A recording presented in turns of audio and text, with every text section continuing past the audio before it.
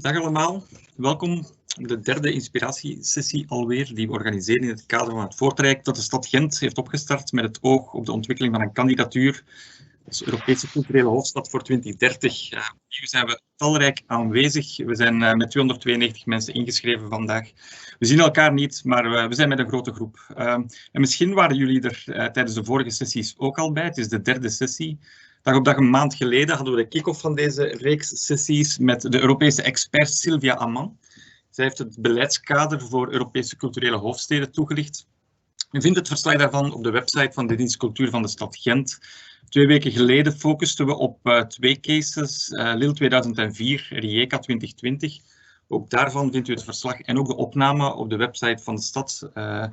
En over 2 weken zullen we opnieuw luisteren naar 2 cases, Aarhus 2017 en Leeuwarden-Friesland 2018. Vandaag zetten we opnieuw de blik iets breder. We hebben een sessie gepland over trends en ontwikkelingen. We hebben 2 eminente sprekers vanuit verschillende hoeken in Europa. Trevor Davies uit Kopenhagen en Milena Dragićević Šešić uit Belgrado. 2 zeer bevlogen, inspirerende en ervaren sprekers die elk vanuit hun eigen perspectief mee met ons gaan nadenken over hoe het Europese culturele hoofdsteden een kader kunnen bieden voor een stad om in te spelen op de meest urgente culturele en maatschappelijke uitdagingen die spelen vandaag, maar ook in de toekomst. Hoe kan een culturele hoofdstad zijn culturele en stedelijk weefsel duurzaam versterken? Hoe kan een stad inspelen op uitdagingen die zowel lokaal als Europees urgent zijn? Welke zijn die uitdagingen dan vandaag, maar ook over 10 jaar en misschien zelfs op langere termijn? Dat zijn de vragen waarop we vandaag voor een stukje een antwoord gaan zoeken. Onze sprekers zullen putten uit hun rijke ervaring binnen, maar ook voor een stukje buiten het kader van de Europese culturele hoofdsteden. Mijn naam is Joris Janssens, ik werk voor Idea Consult en net als vorige 2 keer zal ik deze sessie begeleiden. Voor we eraan beginnen gaan we nog een kleine uitwisseling hebben met schepen van Cultuur van Gent. Sami Sougir, die er de vorige sessies dus ook al bij was. Vorige keer was de burgemeester Matthias de Klerk ook aanwezig, maar die is vandaag verontschuldigd.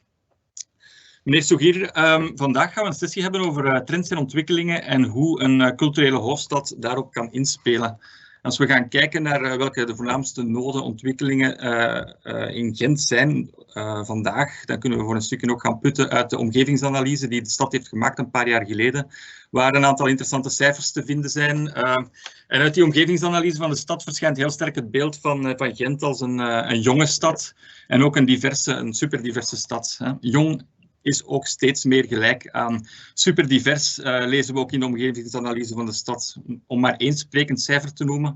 In 2018 had van alle Gentse kinderen tussen 0 en 9 jaar de helft een migratieachtergrond. En de kinderen van vandaag zijn de tieners en de twintigers van 2030. Dus de eerste vraag is van ja, op welke manier kunnen wij dat meenemen ook in de ontwikkeling van onze culturele hoofdstad, maar misschien ook binnen andere projecten breder in de stad. Gent is ook heeft ook ingezet op jongerenhoofdstad, dus op welke manier kan die diversiteit en jongeren, op welke manier kunnen die een plek krijgen binnen dit kader?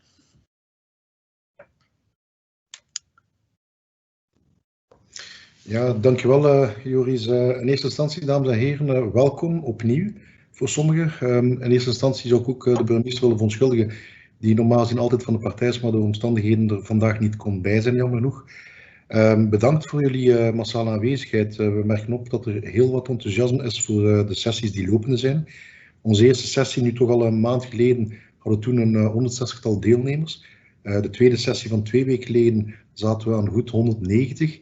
En intussen is er net ook al gezegd geweest, zijn er bijna 300 inschrijvingen, wat toch wel een forse indicatie heeft voor het enthousiasme en het interesse die er ook bestaat voor onze kandidatuurstelling als stad. I would like to thank Mr. Davies and Ms.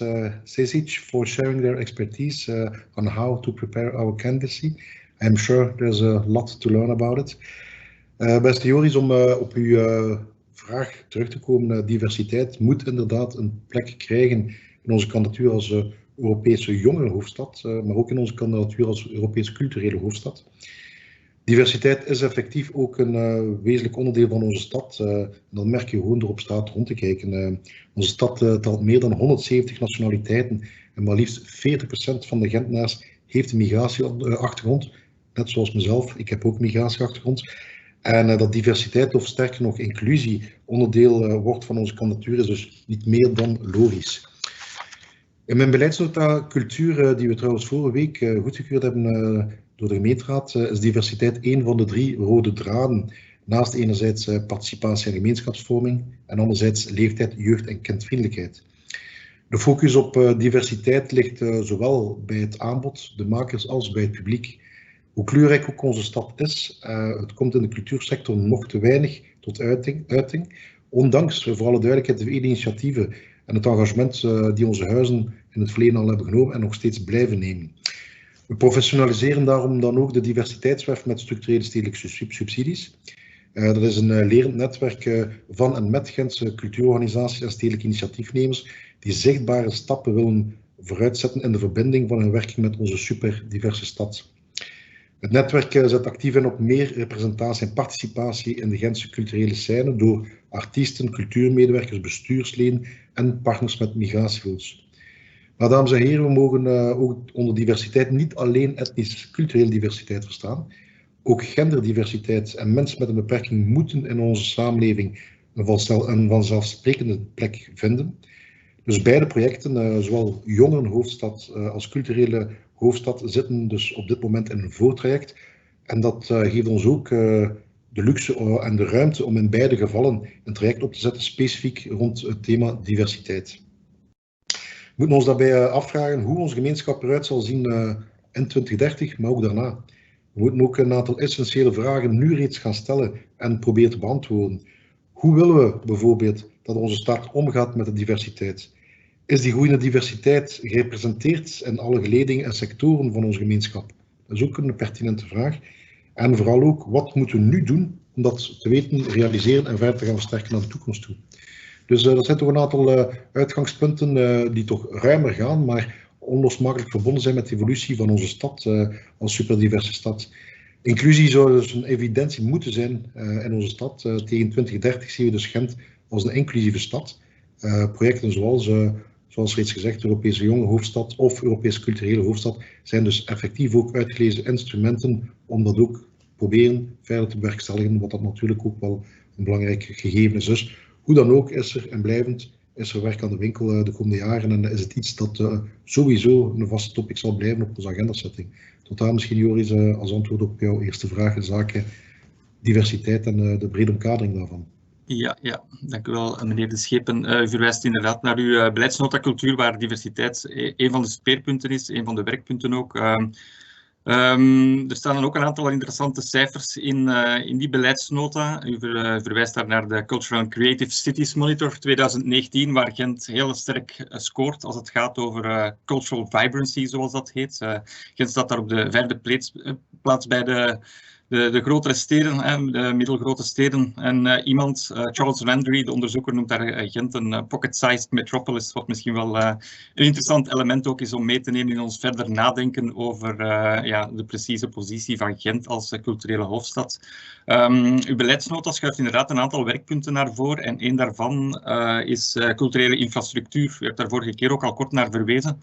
Maar misschien willen u daar graag nog even over verder uitweiden. Wat zijn op dit moment daar de doelstellingen en de werkpunten als we even op de langere termijn kijken? Er zijn in uw beleidsnota een aantal concrete werven die worden voorgesteld. Maar op de langere termijn, wat zijn daar de doelstellingen en de aandachtspunten als het gaat over culturele infrastructuur? Ja.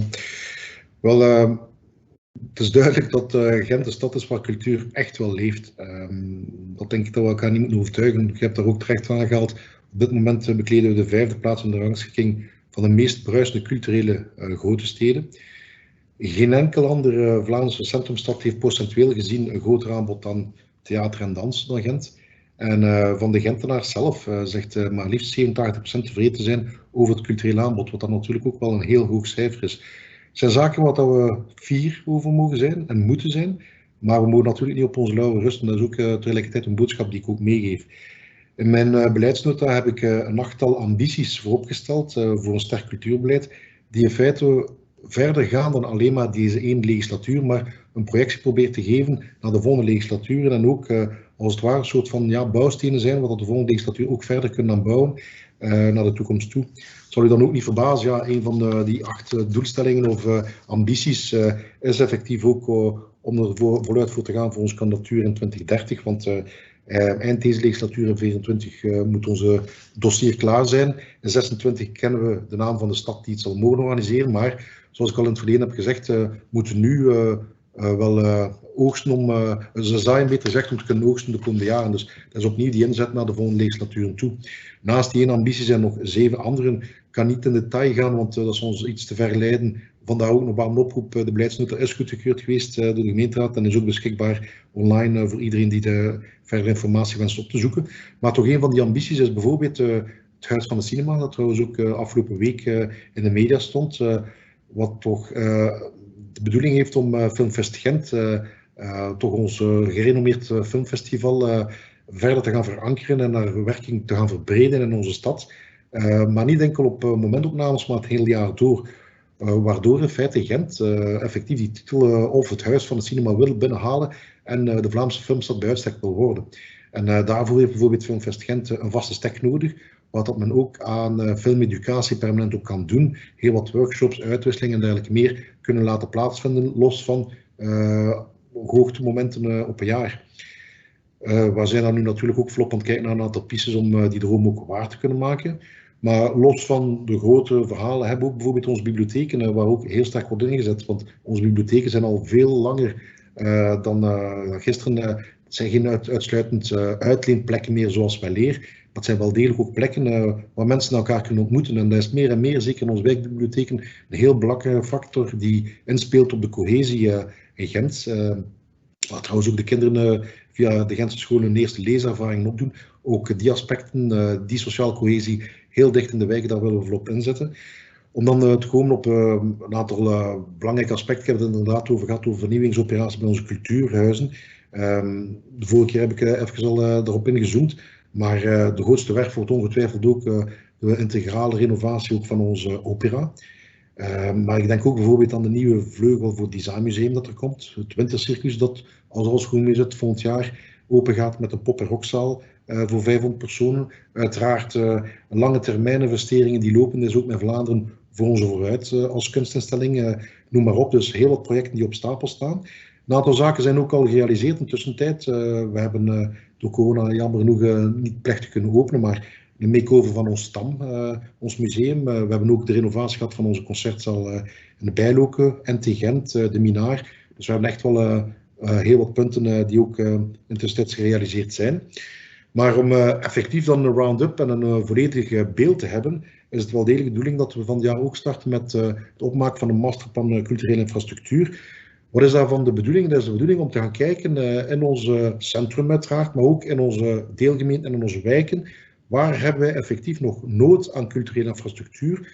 Nadat we alles bij wijze van spreken in kaart hebben gebracht, heel wat renovatieprojecten opgestart hebben en geïnitieerd hebben, van wat zijn nog de noden naar de toekomst toe? Waar ligt nog de behoefte in Gent en in welke wijken en in welke deelgemeenten om daar verder op te investeren? Ik ben wel uit op aan het denken, maar ik kan me inbeelden, een volledig nieuw stadsdeel, bijvoorbeeld de Oude Dokken. Daar zie ik ook op de perimeter van, dat is een van de weinige zaken dat bij stilstaat, heel wat nieuwe bewoning die er zal komen, maar weinig infrastructuur. Daar moeten we van meet af aan kunnen op inspelen. Hetzelfde ook met de volledige renovatie die opgestart wordt deze legislatuur van Nieuw-Gent, waar vandaag niet zoveel structurele cultuurinfrastructuur aanwezig is, maar dat we nu al bij de plannen, voordat dat we dezelfde fouten, als ik het zo mag uitdrukken, van het verleden gaan doen, gaan kijken van oké, hoe gaan we ook voorzien, los van andere infrastructuur, kinderopvang, onderwijs, jeugd en dergelijke meer, maar ook culturele infrastructuur te plaatsen, nu al incalculeren in een nieuw stadsdeel dat zich gaat ontwikkelen. En dat is een beetje de oefening die we gaan maken ook met dat masterplan, om dan echt een round-up te hebben van gans Gent, van waar zijn nu nog de noden, zodat bij wijze van spreken de volgende legislatuur daar volop kunnen inzetten om verder dat aanbod te gaan uitbouwen in onze stad. Dus dat is een beetje de opzet van het gebeuren. Dank u wel, meneer de Schip. En de noden, daar gaat het inderdaad ook straks over. En hier begrijp ik dat dat voor een stukje gaat vanuit wat hebben de sectoren nodig om het publiek te bereiken, maar ook vanuit de stadgedachte geografische spreiding en nabijheid voor iedereen van kunst en cultuur zijn belangrijkste aandachtspunten, zeg maar. Dank u wel. Graag gedaan. Ja, dank u wel. Dan gaan we nu even verder en dan gaan we naar het programma, de 2 keynotes die we gepland hebben over trends en ontwikkelingen in het kader van de Europese culturele hoofdsteden. Heel kort herneem ik nog even het waarom van deze reeks inspiratiesessies. Dus Idea Consult helpt de stad Gent in deze eerste fase om die contouren van die Gentse kandidatuur te gaan exploreren. Dat zal gebeuren dit voorjaar in een interactief traject met de sector. Maar in deze reeks van inspiratiesessies gaan we kijken hoe het speelveld eruit ziet. So if Gent wants to go for this title of European Capital of Culture, it's first important to know what the playing field looks like. What are the do's and don'ts when we want to do this? And we will do so in this series of 4 inspiration sessions. Today, in particular, we will look at how art and cultural processes and the context of cultural capitals in particular can play a role in this. So what do we need to know? What do we need to take into account when developing our candidacy? What does the ECOC context make possible? We will work in 2 blocks. First, we will listen to Trevor Davies, 50 minutes as each of 30 minutes, and then room for Q&A. Afterwards, we will listen to Milena Dragićević Šešić, also with a 30-minute presentation and room for Q&A. Graag schets ik ook nog even, beste publiek, hoe we kunnen interageren. Normaal gezien kunt u in uw interface een blokje Q&A zien. Dat is de mogelijkheid om schriftelijk vragen te stellen. Dat kan in uw eigen taal, dat kan in de taal van de spreker. Wij zullen dan tijdens de verschillende blokjes Q&A de vragen behandelen. Nadien komt er ook een verslag en een opname van de sessie online. Mochten we vragen niet kunnen behandelen tijdens de sessie zelf, dan komen die zeker online. So Trevor, let me introduce you. You're British, but you have been working for quite a long time in Copenhagen, Denmark. As I understood, you were trained as an urban planner, but you have a huge experience in setting up and managing art festivals, large-scale projects, both in the UK and in Denmark. You founded the Copenhagen International Theatre in 1980. This has been a long trajectory with a number of festivals, many international festivals, and projects, increasingly also in public space. You have been involved in several capitals of culture. You were director of Copenhagen 96. You have been project manager of Aarhus 2017 until 2013. That is in the first stages. And you were also involved in many other contexts and cities in the development of their bid books. So you have a huge experience, and yes, I would like to give you the floor now to share your experiences and insights with Gent. Thank you, Trevor. Yeah, thank you, Joris, and thank you for the alderman. It's strange how certain words trickle through, without understanding the language. There are many single words which trickle through, and I think we're probably going to repeat some of those words which were said previously. I think I'm going to share some slides.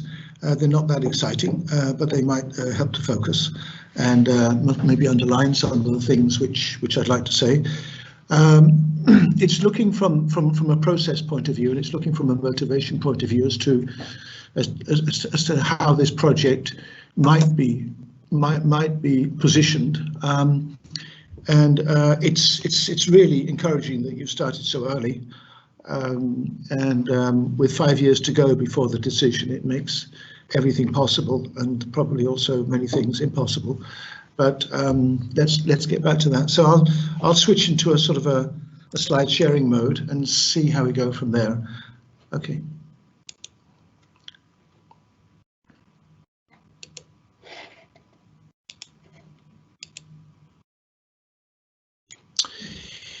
Yeah, well, if you can see the slides now, you should say why, how, and what. Sorry, Trevor, we cannot see your slides. You can't? Why can't you see the slides? Okay, I'll go back to the your screen.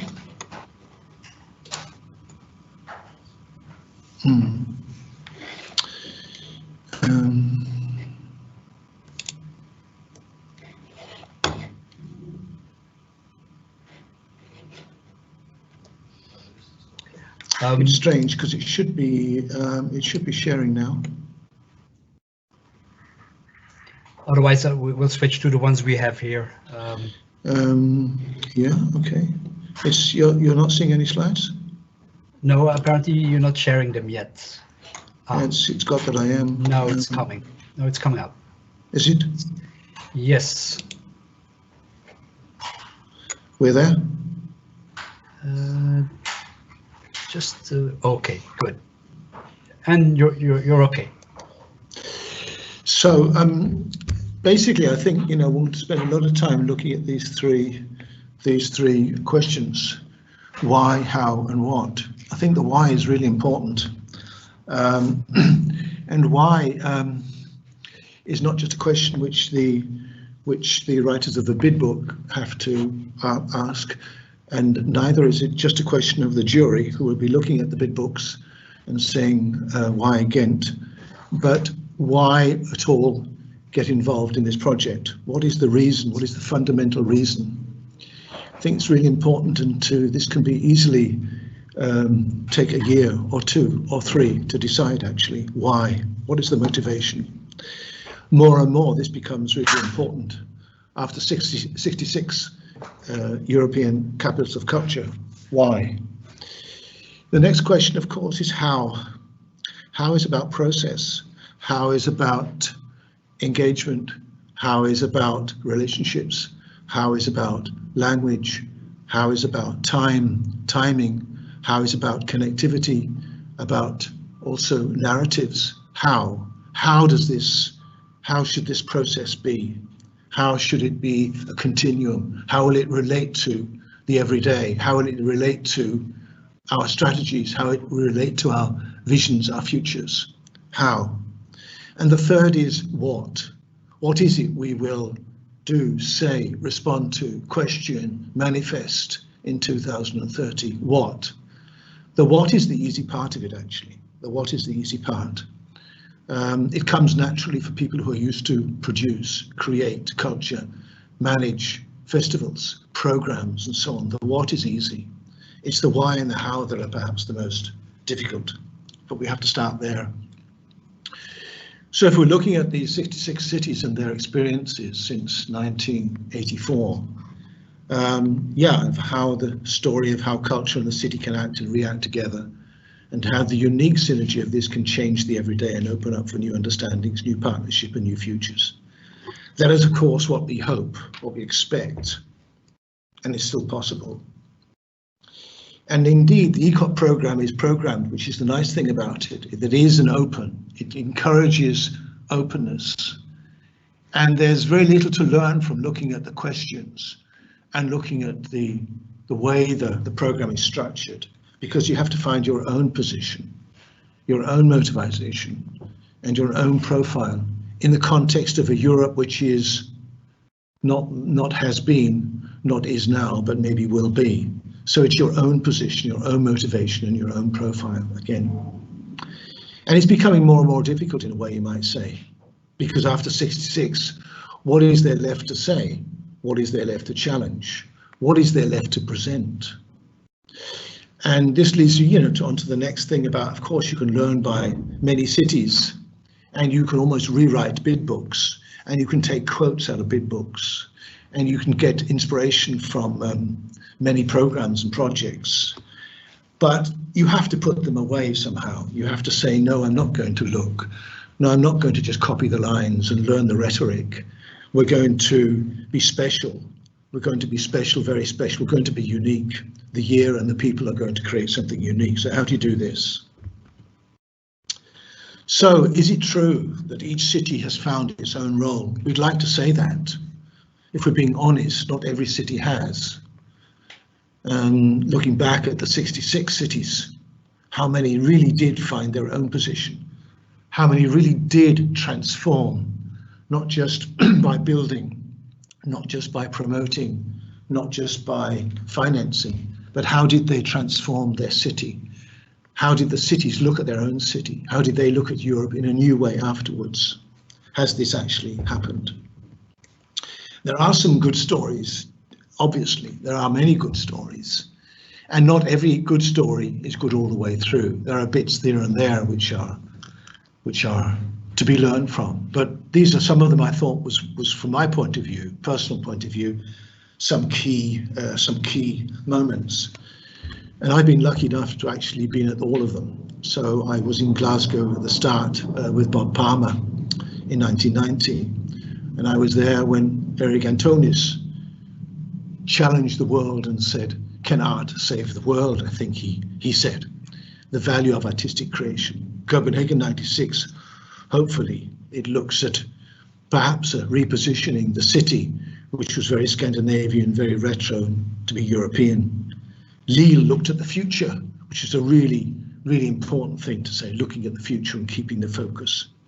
Liverpool was very aware of its potential media power, shows us how to market and position us on a global stage. And the Ruhr told us about urban regions, how we should engage not just one, but maybe 50 local authorities. Yes, in a huge sort of financial frozen moment, how to manage, despite huge budget cuts, working with a budget of 25% of their original target. So it wasn't about finance, it's about resources, resilience. Marseille dared us to talk about the world beyond Europe, linking us to the Mediterranean and beyond. Umeå took this into a non-urban context, perhaps for the first time really spectacularly looked at what about the nature, what about climate, what about other kinds of landscapes, the subarctic landscape. Aarhus was my kind of take on this, was what do we do when we're looking at a Europe post so many crises we would have to rethink, which became the mantra of the city, but perhaps also the mantra of Europe. So what will Ghent show us? Where will Ghent's manifest be? What does it have to offer? And timing is everything, actually. Is the time right for Ghent? Will the time be right in 10 years? Or has it always, maybe it's even gone past, what Ghent has produced and manifested and built and creative infrastructure and so on, and artists, maybe it's at a level which is also beyond many of the cultural capitals which have been presented. Maybe Ghent is beyond the European cultural capital, maybe it's beyond that. But can Ghent find and reflect our common now? What is the now? What will that now be in 10 years' time? Can you do that? Can you actually formulate a future which we can all relate to? So you're not doing it for your own sake, but maybe doing it for our sake, for the sake of the future, for the sake of something we don't know. And how will time also impact on Ghent? What is going to happen? All the changes that will happen on a local and global scale. Will that change the way of thinking? Will you show resilience and stick to your plan A? Or will there be a plan B, a plan C, a plan D? Or will you have to adapt and rework and rethink? Maybe in these times it's a good thing to do. So how will time also impact on you and you impact on time? If you're looking back, you can see the ECOC has definitely changed in its perspective. And it was very simple in a way. Simple programs of festivals and cultural events. And now it's vastly complex and complicated, culturally driven, integrated actions, you might say. And we've won from 1 year to a decade, at least a decade in perspective. I would say in your context, it's 2 decades. And from a project for the city to a project with the city, and maybe a project by the city. So how do you actually not just engage people, but give ownership and give trust and allow them to do what they want or can do with their own city? So how will this be managed? And what are the motivations of all these cities? There are some which are obviously quite... So the ECOC has become a testing ground for a belief in the city as a creative cultural phenomena. And it opens up ways for which we understand, plan, organize, present our cities. In re-engaging the city in a process, and you have to actually take the leap from being a city in Europe to being a European city. So what does this mean? Also, from the point of view of every citizen, every creator, and every action done. So what is a European city contra city in Europe? Most, all, have looked at this as being an opportunity, an awareness, an attraction. It is an attraction, attracting capital, attracting young people, attracting tourists, more tourism, more visitors, higher level of cultural provision, most cities, higher quality of urban life has been also a motivation. Culturally led regeneration, particularly in the 90s and just in the 2000s, increased opportunities for artists and cultural operators. Stimulating creative industries was also a mantra at a time in creating the creative sector, linking the city to the region for some cities, European collaboration, a more integrated and open cities, a few cities have dared to do that, opportunity to work transsectorial to create new alliances in the city, so taking it out of the cultural department and inviting all the other departments, the social, the health, the environmental, the educational and so on, to become involved. And creating a public debate and reflection to really also open up, but also discuss in a way which is not just aimed at consensus, not just aimed at the majority, but actually accepting that there is divergency. The diversity also means divergency and differences and dealing with those differences. And can we create a stronger city identity and citizenship? New formats for citizenship is an increasing role in many of the programs. And looking at the diversity in the city, which has been mentioned in the presentations. And lastly, perhaps, is to make radical experiments, which I feel perhaps has been in lacking somewhat, going for the safe, going for the consensus, and going for the politically correct.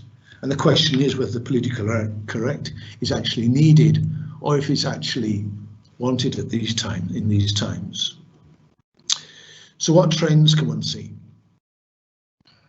So from events to cultural processes, from promotion to problem solving, from short-term to long-term perspectives, from planned and controlled programs to open and responsive processes, from the cultural sector to cultural integration. I mean, particularly about these controlled programs to open responses, there is a sort of a dilemma, of course, because in the bid book, which is still at that point 5 years away from the opening day, you know, one has to sketch out programs, one has to sort of give names and places and times. But in a way, one's thinking, does that kind of long-term planning also relate to cultural events in our time and age? Or is it actually about responding to situations, and perhaps also in a way of thinking about cities and about thinking about society? Can we really talk about this long-term planning, this kind of macro scale, you know, understanding of the connectivity and the meaning of things which are logistically sound, but both morally and also ethically and also ecologically completely unstable? So how are we going to respond to this increasingly problematic scenarios of the future as a set thing, as something we control as humans and something we actually can plan and manage? Or are we getting out of that phase in our thinking and looking at something which is far more complicated, far more responsive, in which artists perhaps could lead us to another way of management, so-called management, another way of coping with these things? So these are some of the things I think really is important to discuss and look at. But anyway, it's going from clear individual responsibility to shared responsibility. So it's quite easy actually, with all the kind of organizational formats that have been tried and tested, to find a setup legally, to find a setup with committees and formal relationships. But in a way, looking at the success and looking at also the post-ECOC value, it's about the informality, it's about the personal, it's about the networked relationships, which are really important, and the shared responsibilities which can happen. So looking from cultural infrastructure to cultural platforms and cultural systems, ecosystems, you might say. So far more thinking in that way. The cultural capital has never really it has led to heavy investment in cultural infrastructure, but it's never really required this. And in a case like Ghent, one could say, is that really needed now, or is the infrastructure, as we sort of look at it in a sort of a, you might say, industrial era, or even a post-industrial era, with the idea of space or infrastructure as being square meters or cubic meters? No, but there are other kinds of systems which we maybe to put in place, from information to communication, from community as targets to communities as basis for action, which is also another way of perhaps starting at the street level, starting at the grassroots level. How will this be renegotiated in Ghent? So what are the main challenges, which might arise? And I think one of the biggest thing is to keep focus. Don't look at the other candidate cities.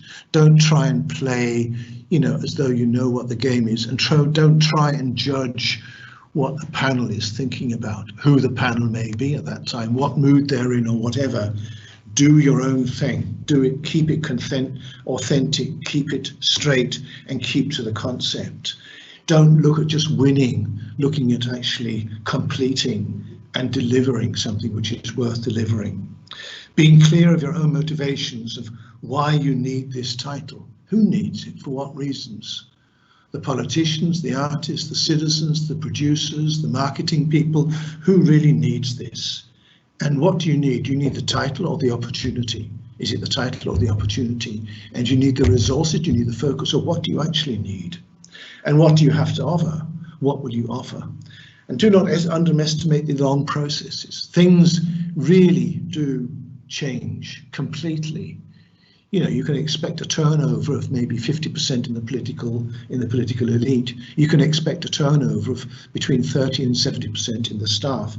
You can expect so many cuts in so many sectors and so many strategies which are working against. So how do you actually make sure you're still not just a raft in an ocean, but you're still actually defining where the city goes? It's the relationships and it's the connectivity you have to really build on to make this able to deliver. So you have to identify not so much the strengths, I would say, but the weaknesses, the conflicts, the gaps, the problems, the issues in the city. The identification of those will get you the bid, but it'll also give you the reason for actually devoting so much time, energy, motivation, capital, whatever, on this. So it's looking at perhaps the weaknesses of the city and the potential which might be interesting. So again, one's talked about this, about how long does it take to write a bid? It takes 3 months to write a bid. You can throw together a good writing team. You can you can get some people from other writing teams and throw together. Everything will look right and sound right and be written right. It'll be watertight, but don't think about that at all. Talk about and work on a real process. It's a project you're delivering. You're delivering a project. So it doesn't matter if you don't win. You will do the project anyway. It must be something you want to do and need to do anyway. This is the only thing that actually makes sense. Think of 10 years and the title may be, but I would say think of the year after. It's the year after when things really start to get difficult and really things really start to fall apart, where people have left their jobs, there is no glamour, there is no budget left and whatever. And there you have to start picking up the pieces and making sure that the decision makers, the cultural sector and everybody has really got their focus on the year after and are still intent on working together, doing things and building on. So in a way, this is a midpoint in the strategy, the end of something, but the start of something else. And the process in itself must make a difference. The process is the thing which is going to keep you alive, and every day you're going to keep on working on it. You're wanting to engage people, you're wanting to talk about it, you're wanting to act. And there must be signs of life along the route. There must be things which are creating and pulsing and conflicting and discussing whatever. It has to be looked at as actually defining a process which in itself is visible, in itself is a cultural product, in itself is an artistic formation. Engage and involve, engage and involve. How am I going for time? 2 more minutes maybe. So develop a project and don't just write a bid. Build an independent platform between the city as a formal thing and society. And this will oscillate, and this will oscillate and connect. And it has to gain independence and it will gain power, but it must be also aware that it has to be relieved of this power at a certain point. So need to have is much better than nice to have. Need to have is where you need to be at. Communicate, I've said that rather than inform. Create trust. The first year or 2 years or 3 years or 4 years will be creating transparency and creating trust. Ensure stakeholders are committed, whether stakeholders are build from the inside, but has outside references and critique. Think out of the box. Don't do anything you perhaps could have done anyway as a process. Dare to challenge the concept of the cultural capital. Dare to challenge in the bid book and dare to say, is this not what we should be looking at? Because perhaps also dependent on the jury, they will also be, you might say, aware that the project has to be changed. Does Europe need another cultural capital? So what are you in fact creating over the next 5 years? Try to find a kind of a way of talking about this which makes sense to your logic and get this language spread out, get it used, get it understood. Are you choreographing the city and offering new movements and patterns and connectivity in the city? Are you rewriting and re-editing the history of the city? Are you composing a new soundscape for the city with new and unheard voices and tonal structures? Are you reconnecting the city with nature and redefining the notion of urban and rural? Are you opening up the dramaturgy of the everyday and the ordinary to become extraordinary? Will you work site and situation specific and adapt and improvise to challenges of global reality? You know, I think really looking at, so I think in a way it becomes harder to imagine doing something which is unique because of the weight of history, because of the weight of expectation, because of the weight of these goddamn 66 bid books and the realization that perhaps none of them were perfect anyway.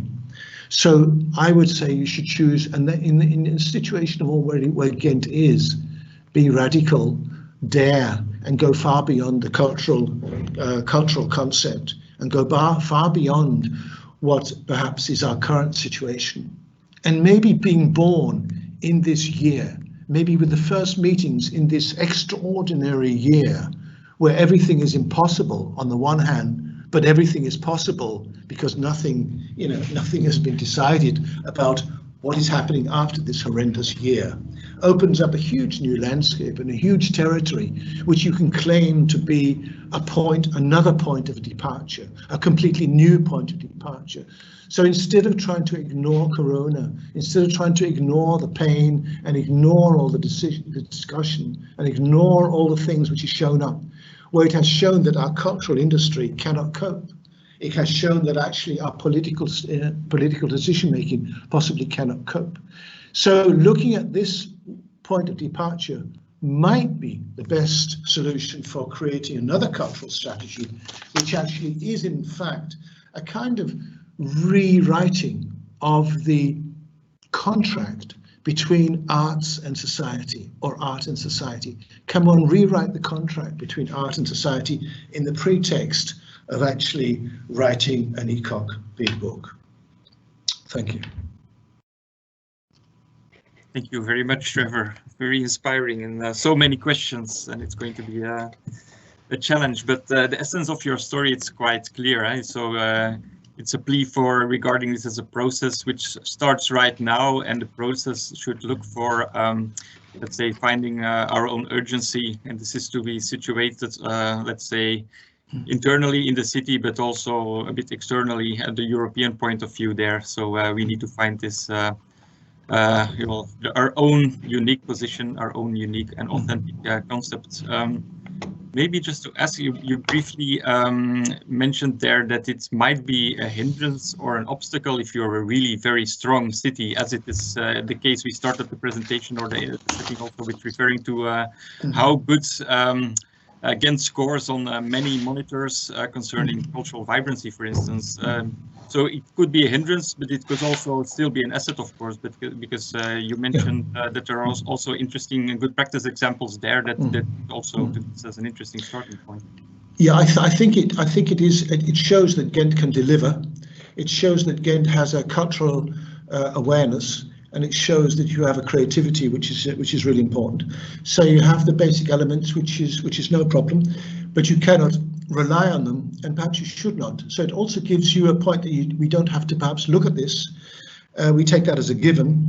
We are enabled to do something completely more ambitious in another way, which I think helps you, gives you a freedom also to be able to respond and react in another way. So I think you should take it as a good point of departure, but it's nothing in itself which would secure the bid, because the European cultural capital is about taking from cities from there to there, actually from one level to another. So how far can you lift? How far can you go? What do you expect? So it's actually the transformation process has to be clearly put forward. And this is why, perhaps, and particularly also as the cities which are becoming more and more focused on are smaller cities, and cities which are perhaps not as culturally rich as we traditionally define. But as Belgium has many cities which are culturally rich and whatever, so this I think is a challenge. But I think it's an exciting challenge, and I think if it looked in the right way, it could be a fantastic opportunity, because it does re-engage, as I said, the last sentence, re-engage perhaps the arts with society, and looks for a new relationship, and looks for actually how do we create a new synergy, and how you can be, Yeah, as you said when we were preparing, it's not about being good, it's about getting better, and so the challenge here is how to define what's the next level for Gent, basically. Yes. Indeed, one of the elements that you also just said is we need to look at our cultural strengths and cultural needs, of course, but this idea of the integrated approach and this mix between the cultural, social, economic aspects, the collaboration with different sectors, we understand that it has become more important over the last decades also, and but from your experience observing, what does this mix look like in some interesting good practice examples? What is the mix of these cultural, economic and social aspects in some cities that you found very inspiring or interesting? Well, I think a lot of cities have taken this approach, actually. I mean, I quite liked the attitude of Marseille, which was very aware of this, and did some really innovative programs in Marseille, because that has a population which certain parts of it in certain areas are really in need of empowerment, in need of that their narratives break through on the city level, on the government level. So I think theirs was a really strong engagement process. I think that's important. I think also you can see that in the case of Aarhus, which I think is really also interesting, is that there was an understanding that one had to look self-critically at things which were given. I think also the issue of landscape, of environment, as I mentioned in Umeå, and you will get it in Bordeaux in Norway, clearly an issue which is becoming very, very strong.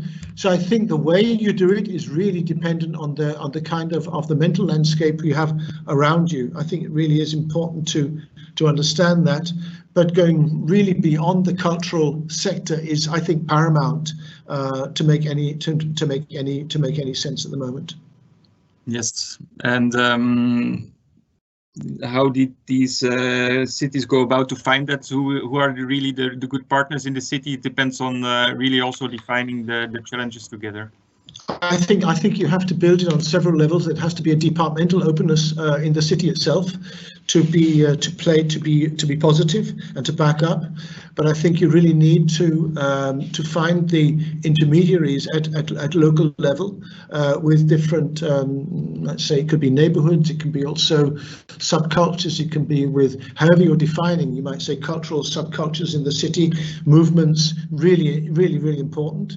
Whether we're looking at gender issues, whether we're looking at ethnic, cultural issues or whatever, I think really it's important to base this on activating and engaging people who are in contact at that level, at the grassroots level, and somehow building around that. So I think that process is often very difficult. It takes a long time, and it's often been broken. The trust has been broken somehow. Artists have maybe felt used, misused, misunderstood in processes like this.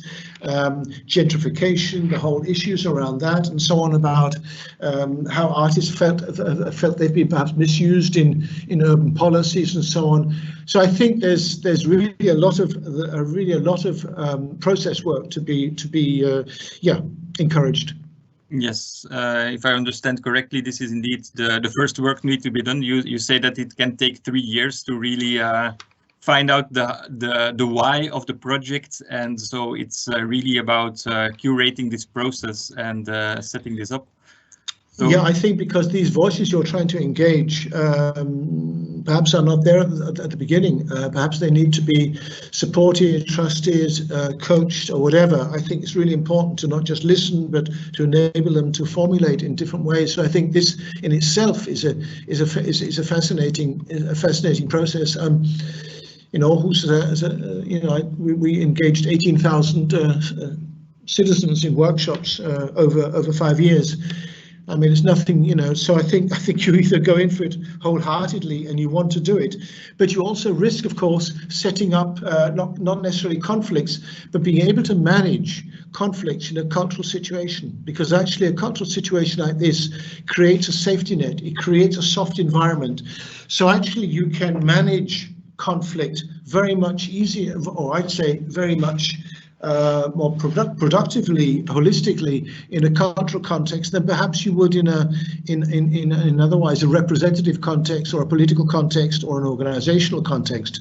So I think also in itself this is delivering something. So I think the process looked at as artistic, might say, intervention and integrating artists into these social processes has to be really worked on. Yes, it's interesting. So it's a plea for really a bottom-up process and taking time for that, but at the same time you stress the importance of really having a sharp concept, right? So that but I think the sharp concept comes out of that. It comes out of editing, not writing. So you are editing the voices in the city. You're editing what people are expressing. You're editing these things, and that has to be also a visible process. So stepping stones along the way. Now we're here. Now we're here. So in a way, you are also, and at some points, yeah, there may be some hard choices to make, but these should be also thought about. And I don't think, as long as people can see the reason and the logic in the way choices are made and headlines are made or whatever, it's fine. So it's not just including people to get political legitimization for certain, you might say, decisions or whatever. I think it's really working it all the way through, and that is the beauty of actually the ECOC, that you are allowed to do that, and you can do that. There are no mandatory things which you mustn't do. I mean, you can actually do quite a lot. So as a stage of experiment or experimental process, you can be far ahead of the formal, you might say, processes we have developed in either the European Union's urban programs, URBS programs, and so on, or in local, you might say, citizenship programs. I think there's a radical element in this which could be used far more and explored far more than it has been. Yes, you mentioned at a certain point, this was very interesting, that it's also, we need to dare to challenge the concept of a cultural capital itself. This is of course very interesting because yes, you can want that at a certain, from a certain point of view, but also you are limited to a framework you need to work in. So maybe that's an interesting point that you might expand a bit on. How can you challenge this within the framework that you're working in? Well, I think one thing is not that I'm saying you should ignore all the questions in the bid book, but I think you should. I mean, some cities just go straight after, almost answering the questions and finding the evidence to back up what they've written. I think you must go the other way around and really do a project which is meaningful, and then if it makes sense, say this fits perfectly into the cultural capital bid book, it's fine. But if it doesn't, it still has its value. I think also it'd be quite open to perhaps go beyond the questions and to also reinterpret the questions in perhaps other ways. As I was saying about infrastructure, one can interpret infrastructure in many ways. So whether it's this digital infrastructure or anything else. So I think there are ways of looking at the very simplistic way in which the bid book and the questions are done, but actually making it far more complex, which will also put the onus onto the jury and onto the whole idea about actually what are we dealing with? What are we dealing with? So this also, of course, the more risk you're putting into it, perhaps you're saying the less chance we win it. But I'm not so sure actually at this time. And I think the stronger you are as a partner, the more risk you can take in the project with regards to getting the backing, because you are they will understand the process and understand actually where you're coming from. So I think, you know, the time is to actually be very radical in bids, to actually also put focus on particular questions in the role of cities or in the role of the arts in the world today. So I would always advocate this. Yes, start from developing your story and then also challenge and reappropriate the concepts that are there in the ECOC framework. Yeah. Yes.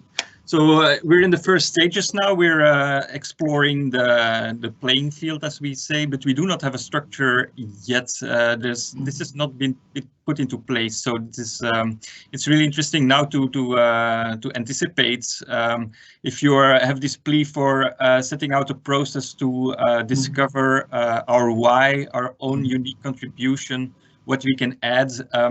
What kind of structure do you need, in fact? How should this be set into place? And also specifically, what's the role of a director of such a program? What should this person do? I understand that it's not just a curator of a cultural project, but really a designer of process that you're having in mind and you are doing. Yeah, I think there are two processes. One is until the bid book or the decision is made, which is a far more exploratory process, and in which you are actually, yes, you're actually curating processes and thoughts and communication, and that needs one set.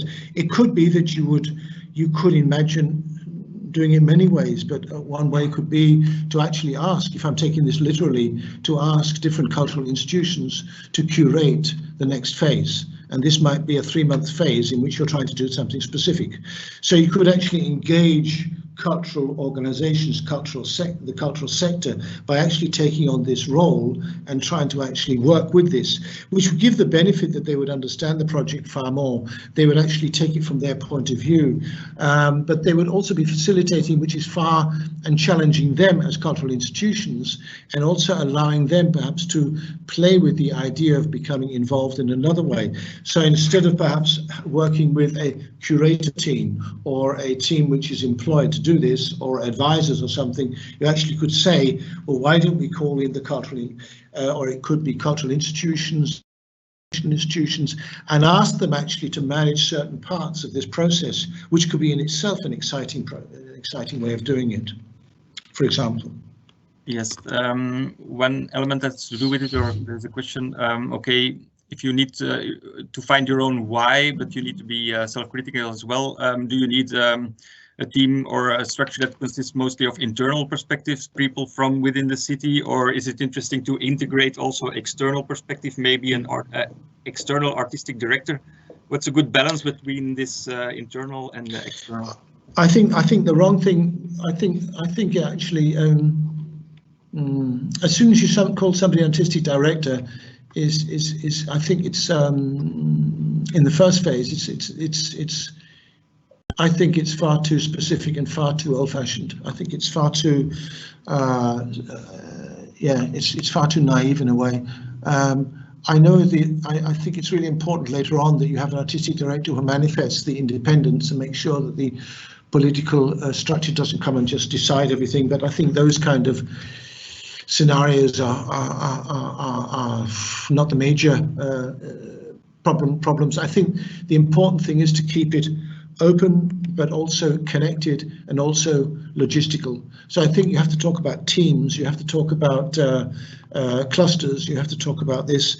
Of course, there has to be somebody with an overview and making sure things are connected, but that's in a different terminology than artistic director who actually decides and whatever. So I think it really depends on the mindset, and I think you could certainly look at a curating team, a curating system which was co-curating in a way, looking at the co-curating as a methodology which could be exploited far more than perhaps has been exploited.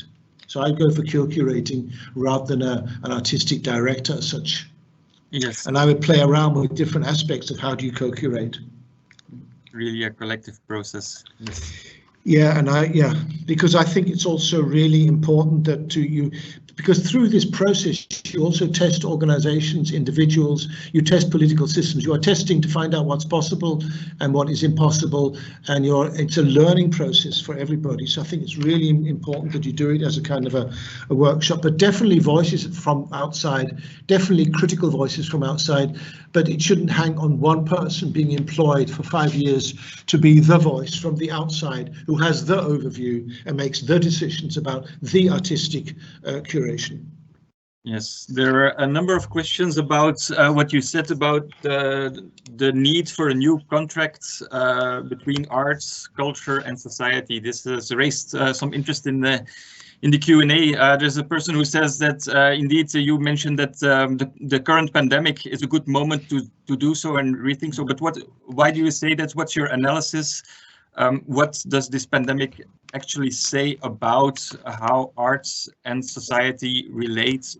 Also, if we want to renegotiate this contract, at this moment, people are struggling to find explicitly where this contract is and what's written in it. So what's the starting point and how to renegotiate this then? What's the kind of process that you want to put into place? Well, in a way, I think you might say that the arts have been through a phase in which they've been going from being public institutions to being, you might say, this whole cultural strategy thing with being very much about developing markets and creating their own product and being very, you might say, commercially orientated.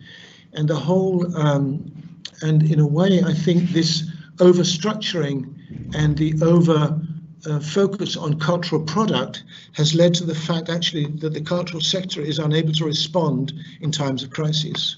So the inability to respond in times of crisis is also because in a way everything has become so large scale, so long term, so structured, it either becomes like a state institution and actually with 5-year plans, 6-year plans, or it becomes totally dependent on a market and the response. So I think actually the sense of perhaps an artistic sector in this time and age is very much questioned. And I think you can go back to Gent's own philosophy of cultural acupuncture, which I've sort of developed also for the last 20 years. This idea of cultural acupuncture, how do you actually insert into living organic systems with relatively preciseness, understanding these systems with an input which will change how the system works and reacts.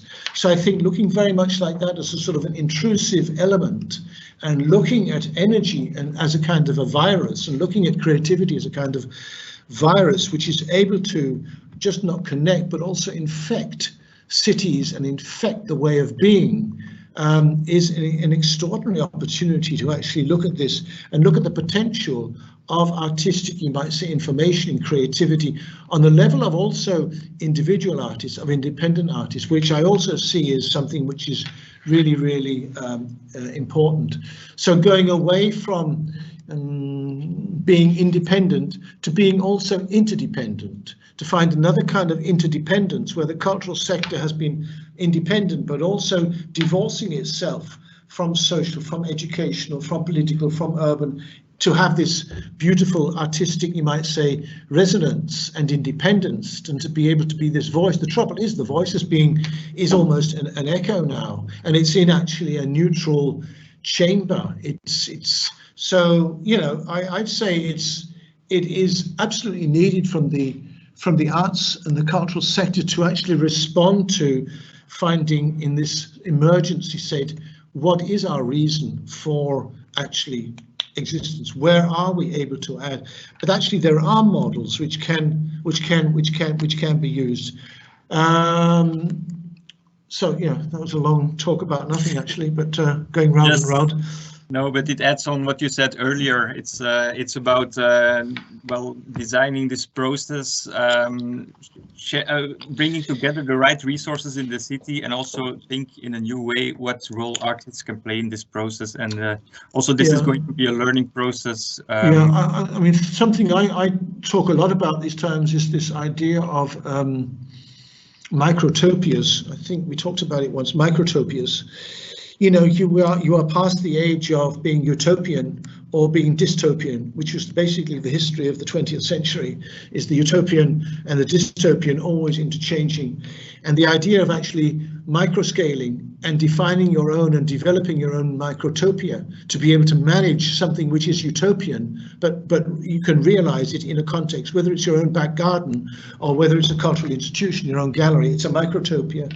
So I think playing around with concepts of like that, of how the arts can be restructured, reorganized to be able to work in a way which is far more holistic and far more interactive and responsive to huge societal changes, which whether it's economy, whether it's Me Too, whether it's you know, Black Lives Matter, whether it's whatever it is, it's responses to those kind of emotional flood tides we're going to have to cope with. It's not about curating a good program. It's not about, you know, the best of. It is really about challenging how we actually survive all the things we're actually presented for and being able to rework this in artistic context to make sense of it, but also to deliver us on the other side.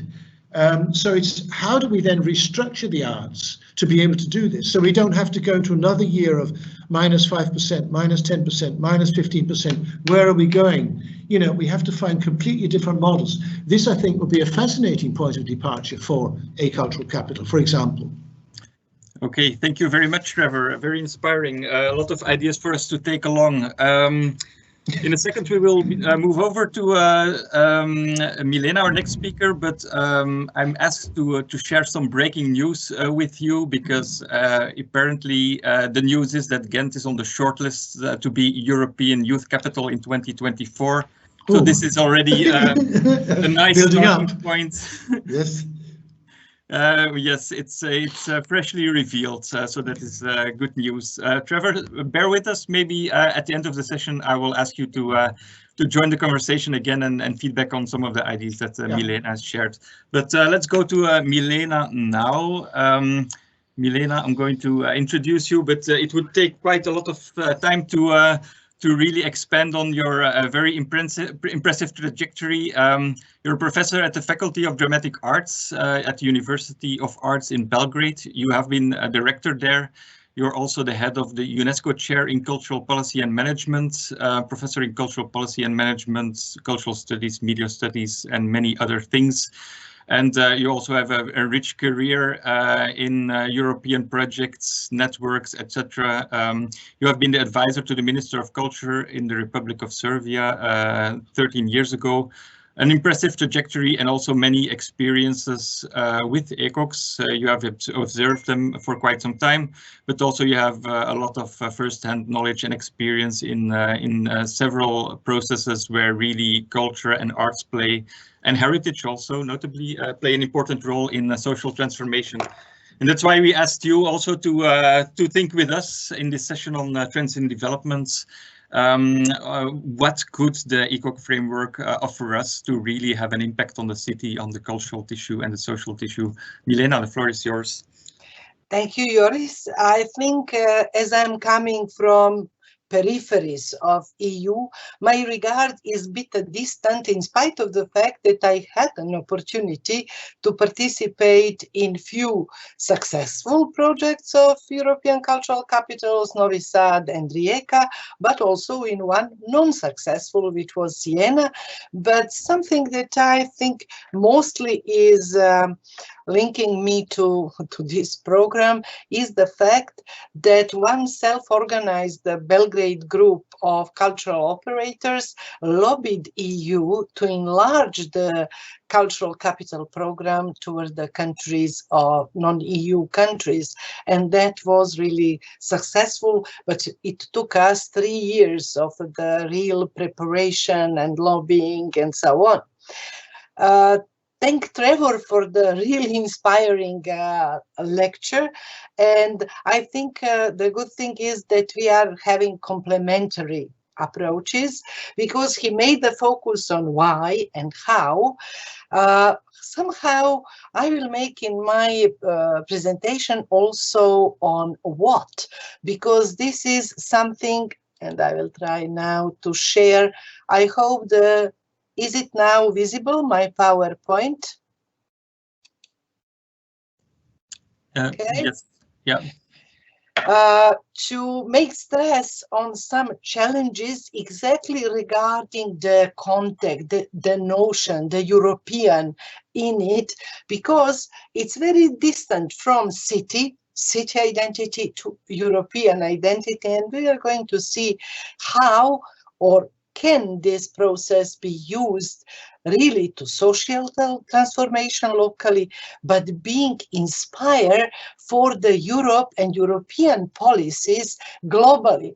It is just a small caricature of one artist from Serbia, how public policies are trying to make things, but some stronger forces of the global society, such as mercantilization, trade, consumerism, and so on, are in fact destroying. Yes? I must interrupt because we cannot follow the presentation. We only see the first slide, so I think really put it full screen, and then I put it full screen. Yeah. I put it full screen. Now it's not full screen. Can you watch it now? We don't see it full screen. Vince, can you maybe help? No, I can try to. We now see your PowerPoint application, but you should put it on slide. I put it on slide. Now at my home, it's a complete. Let's see. Put it maybe slideshow from here, from current slide. Is it okay now? No, it's the same. I'm clicking on but if you can see it like this, I think I can put it a little bit bigger, and that's not better. If you move your cursor, yes, and click. I am clicking on that, and now on my screen it's a huge. So I don't know what happens. Well, I suggest that maybe you continue like that. Okay. You can see it now? Well, yeah, we see it. It's not ideal, but okay. It's okay. Anyway, from the ECOC framework, there are two issues that are really relevant. One is related to concept, and the other is related to concrete real aims that the framework is imposing on everyone that competes for the bid. And I think those that I named curatorial challenges are those that are, in most of the case, not really responded as probably it might be. Highlighting richness and diversity of cultures in Europe. Every festival, it's easy, and every festival, bigger or more international, is doing that. But celebrate the cultural features Europeans share, which is already the second element, is something that is extremely debatable, conflictual, what we are really sharing together.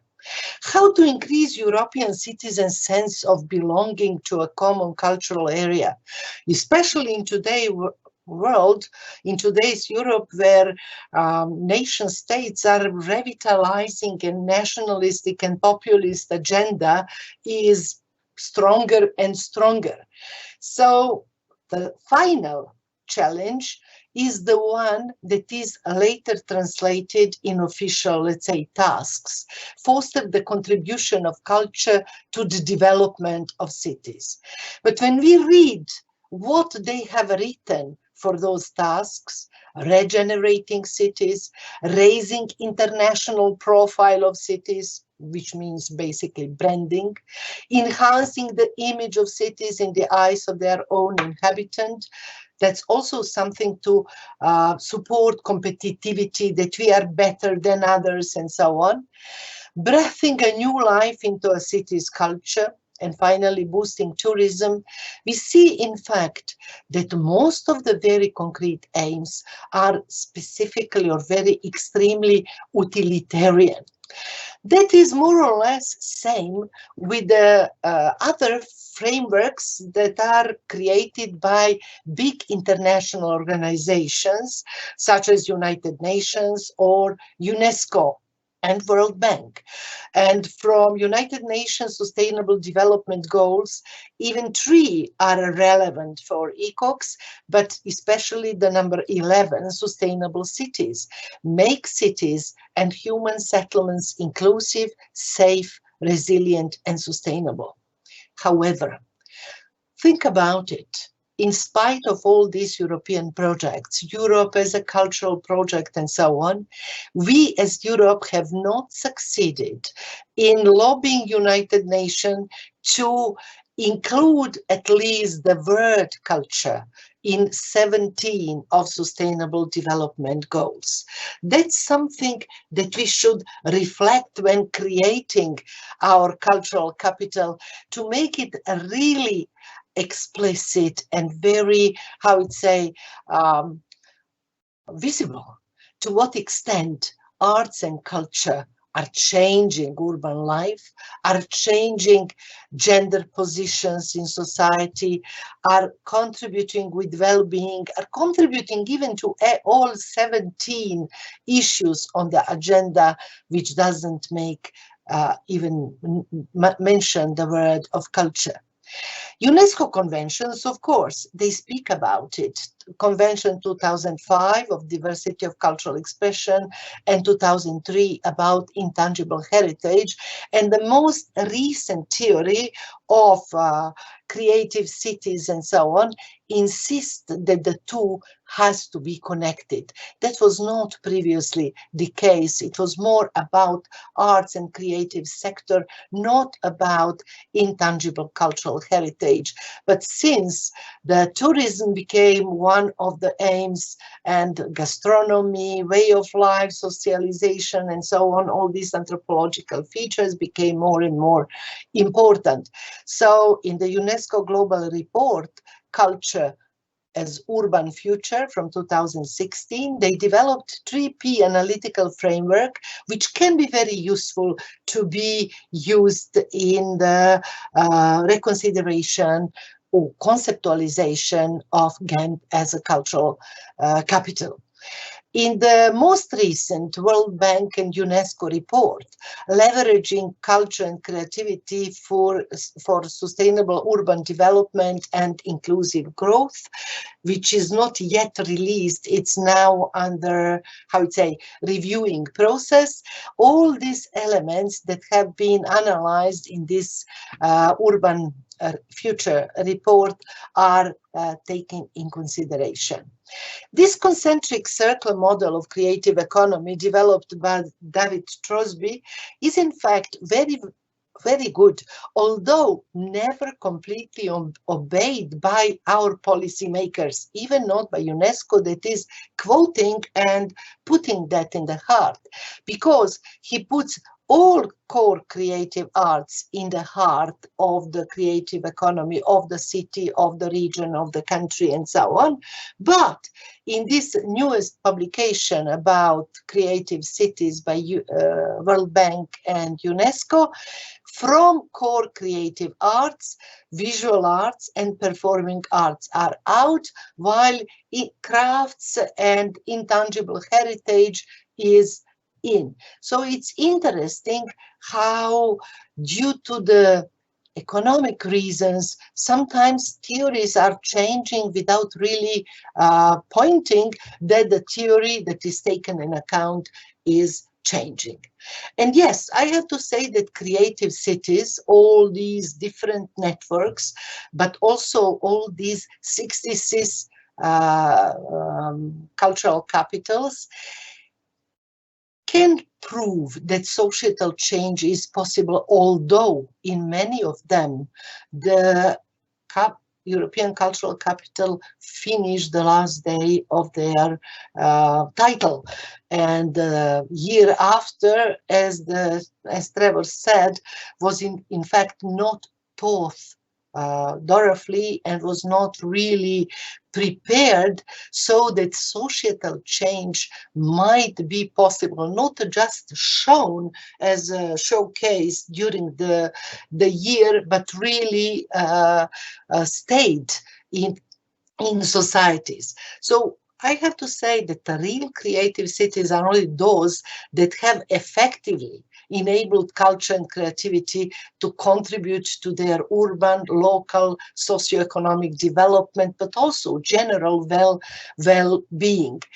And a range of factors included public, and I specifically underline civil society, because very often in the text, even in this UNESCO text, we can find public and private, while civil society cannot be and should not be hidden behind the private, because the private sector, in spite of all these purposes that they might claim they have in their missions and visions, the ultimate is to be successful economic entities. So the contribution to civil society, to all these 66 cultural capital, I think it's undoubtful. That was really, of course, that public sector was important. Private sector was important as a financial or technical supporter, but with ideas, with those out-of-the-box creations and so on, it was mostly civil society that contributed to these triple benefits of spatial, economic, and social development, which is kind of a mantra of creative cities. Yes. Culture and creativity within a city, within a region, can often develop organically. But to have a real development, we have to enable the whole ecosystem of one city and region to innovate and flourish. And in that case, and for that we need intersectoral public policies. We need all departments of the city power to be present and to help and to contribute and so on.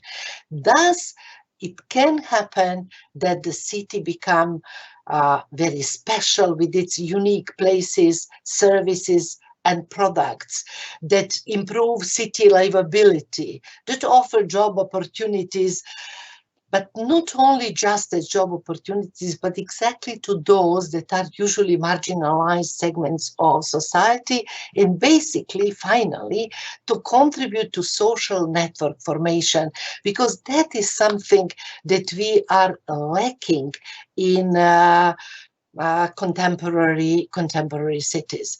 According to UNESCO and World Bank, the key enablers are urban policies, including all sorts of cultural, economic, and so on policies, but also skills, talent, and innovation that might be developed by educational policies that are often national, created on the national level, never on city level.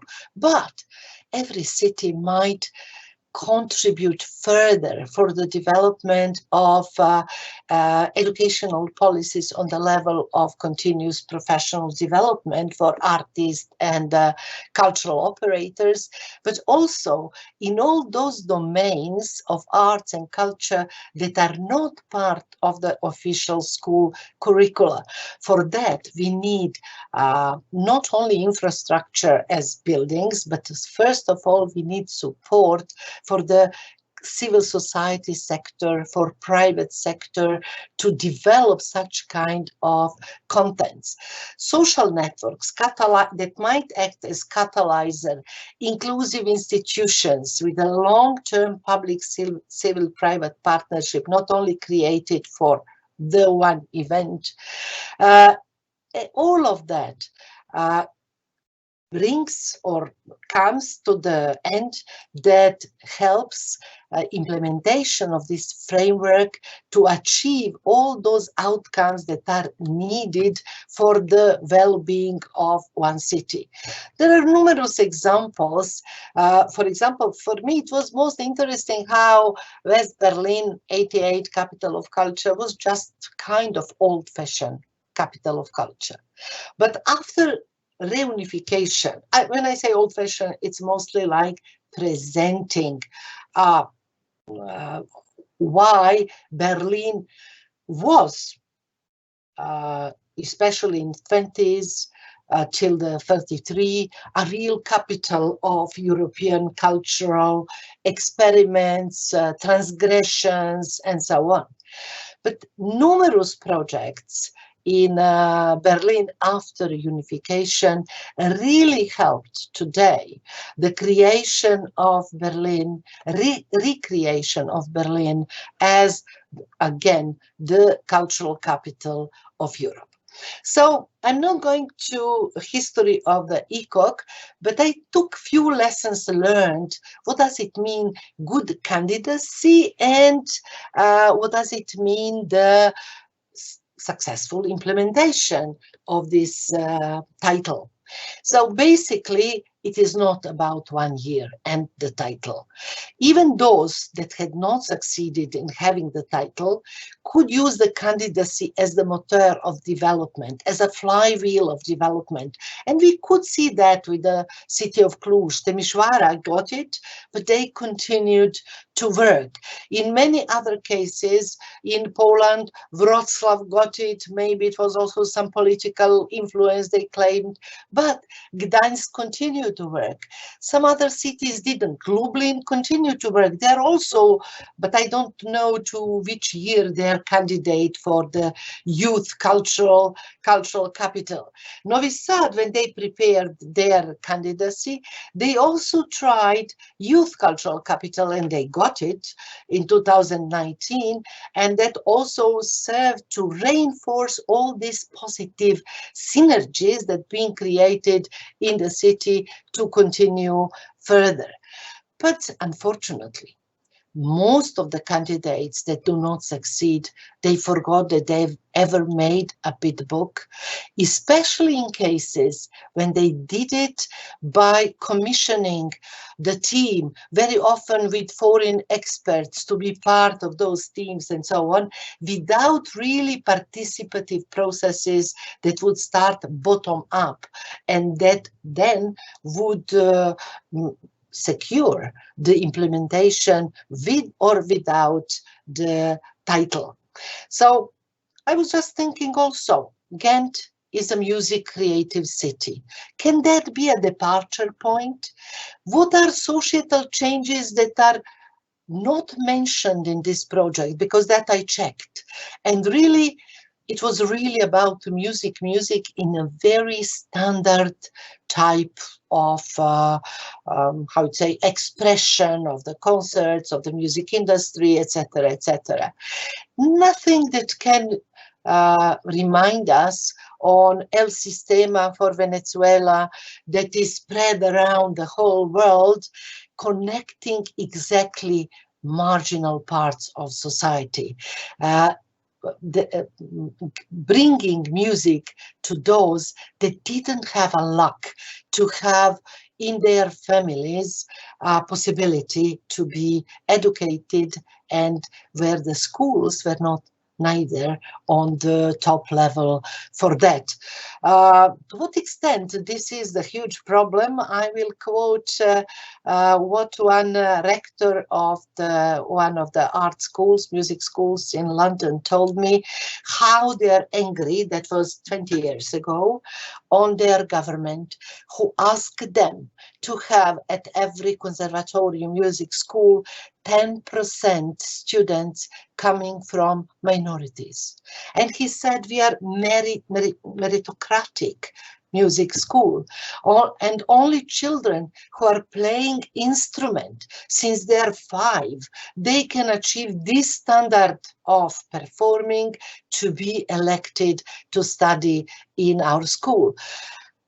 Then I ask, And what do you think about introducing some Asian or African instruments in your school? Maybe children coming from minority, migrant groups and so on are quite competent on their music instruments. That was very offensive question, and the look that I got from everyone was not really very nice. But I'm not saying that that's typical in my University of Arts in Belgrade. Accordion was never ever introduced. The huge amount of money our state, previously Yugoslavia and then Serbia, was paying to music students who wanted to study accordion to go to Kiev, to Moscow and so on. So it's recently one peripheral music school that it opened because this, I'd say, exactly pretension to be very European in arts or very, I don't know what, is elitist, is excluding a lot of things that might be enriching for our conservatoriums, for our not only music schools, but art schools and so on. Lessons learned are also that eventful city, not really a long-term impact. Plovdiv, for example, said they had 320 projects, but 600 events. So and they had also book of events, and everyone has events.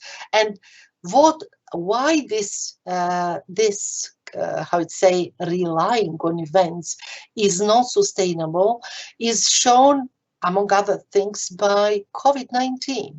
Rijeka basically had to cancel everything, even some things that could be done through digital tools like conferences, webinars, and so on, because COVID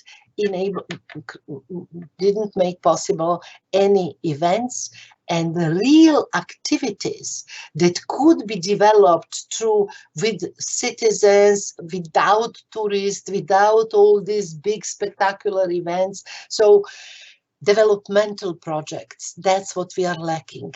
Mediation projects, projects that are going to bridge this discrepancy in between art and society.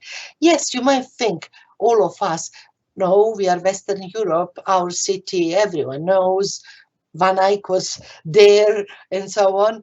Yes, maybe everyone with university diploma knows that, but accents are more and more today on dual education. Look what the Germanophone countries are promoting throughout the less fortunate countries of Central and South Europe. And in dual education, there is no place for arts and creativity. It's only place to achieve some so-called transversal skills and the main professional skills. So we need such projects that are going to offer different types of communication to those less fortunate citizens and residents of our cities. Investment in infrastructure. Think about it. We don't need more and more institutions. We need spaces, platforms for hosting numerous initiatives and projects. Yes, you can say again, in Europe we have that, co-shared working places and so on. Yes, of course, they are there mostly for profit-making creative industries, design studios, music studios, and so on. But where civil society can realize their non-profit but extremely important community projects, such as Women History Museum, for example. It can be virtual, of course, but you still need some space for archiving, some space for meetings, and so on.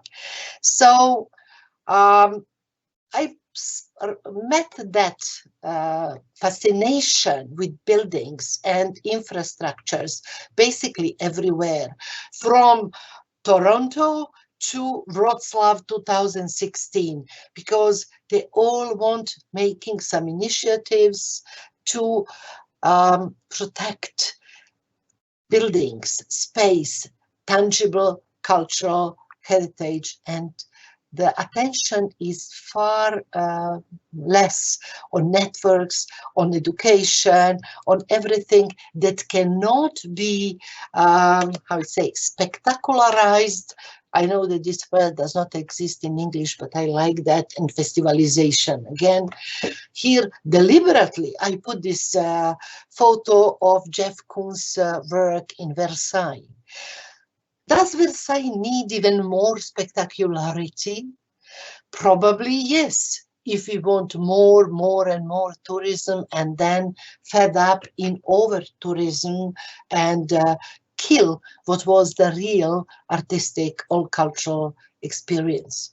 Yes, we live in society of spectacle, but would ECOC have to fight against this kind of spectacular festivalization? How we are going to respond to the migrations from the global south to global north?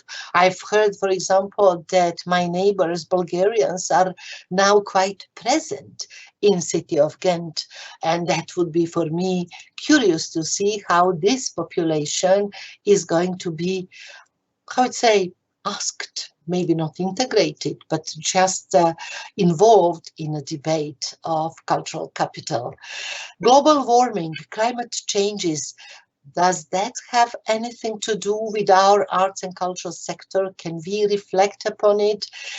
How we are reflecting on authoritarianism, on dictatorship, and yes, ethics of cultural management has to become, especially when we are organizing such important manifestations such as European Cultural Capital, has to face negative past and relevant issues that are not very often on the European agenda.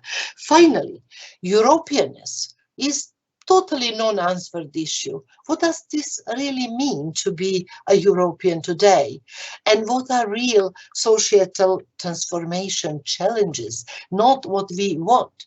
So I wanted to show that on one Flemish spectacle, which came to my city, and everyone in the city in the first moment was absolutely against, because they said you spent a huge amount of money for 24-hour spectacle only addressing the elites, Mount Olympus, to glorify the cult of tragedy. Who reads tragedies today? Who has a knowledge about it? So the curators of this festival made an excellent partnership with television of Serbia, public television, and organized 24 hours direct transmission, which I think approximately 20 TV crews present in the room, outside of the room, and so on all the time. So this, which was supposed to be elite cultural event, became a general cultural event for the whole society.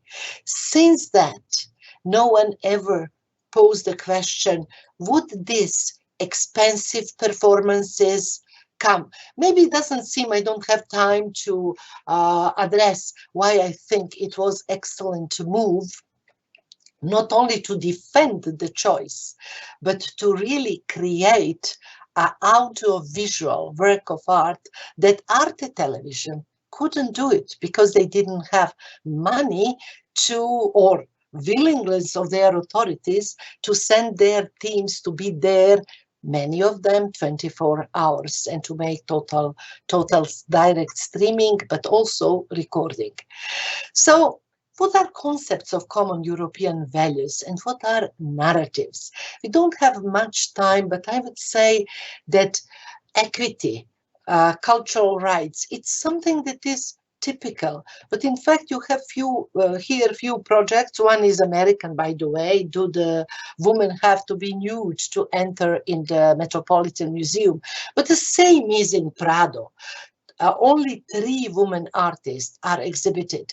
When that data was shown as public, nowadays at least temporary exhibition are mostly in Prado done by women artists, but permanent collection is still, as it is, very, very, how you say, gender unbiased. You have here also the work of Berlin Serbian artist Tanja Ostojić that is always making a very, very strong provocation. This is the project, I want a husband with a Schengen passport. And yes, it seems that this kind of provocative questioning, even of Schengen borders, which for you in EU might be something which is now deprived, but was a huge achievement.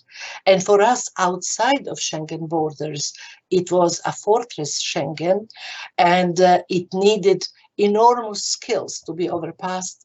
It's a question about European divide. Can European Union be developed on the values of exclusion, of inside EU development? That is something that might be questioned, and many other issues related to political ethos of Europe today. So dynamics that civil society might enter might also contribute to challenge this historical component that European identity is always claiming, that it's based on a certain culture of memory. New culture of memory recognizes issues related to conflicted negative past, but very rarely at the European cultural capital. It's not maybe relevant for Ghent at all, but I made an analysis of the Roma in European cultural capitals, in city where Roma represent an important part of the population. Solutions has been different. The major solution was total exclusion and segregation, even building the wall in one of ECOC city in Slovakia, or orientalization. Let's give them platform within ECOC to dance and to perform, and they are going to be happy, and everyone is going to be happy to see happy gypsies performing their traditional dance. No poraimus ever, or speak about truly, problematic issues. Timișoara, city where there is 25% of Roma population, is avoiding this issue because it's not easy issue. We are guilty. We are guilty that even during socialism, Roma population didn't get enough possibility to go to primary schools and so on. Usual answer was their parents don't like them to go to schools, which was not the truth, because they didn't have neither hygienic capacities, neither even this minimal money to make their children going to schools and so on. But I'm even more worried about common culture of memory after 89, because from 45 to 89, there was a common EU culture of memory, Western Europe, very coherent and so on. After 89, it seems to me that there is not a real knowledge mutually in the East about the West, of course, because that's global North is sending its messages, but vice versa. Even if I would ask you anything about Slovakian culture, Romanian culture, Bulgarian, your citizen culture, I doubt that there would be many people in Belgium or anywhere in Western Europe to be capable, because there is still a lot of shortages in creation of common and present understanding, but also historical understanding. And by the way, educational ministries are very, very national still today. In Denmark, there is a Danish cultural canon and so on.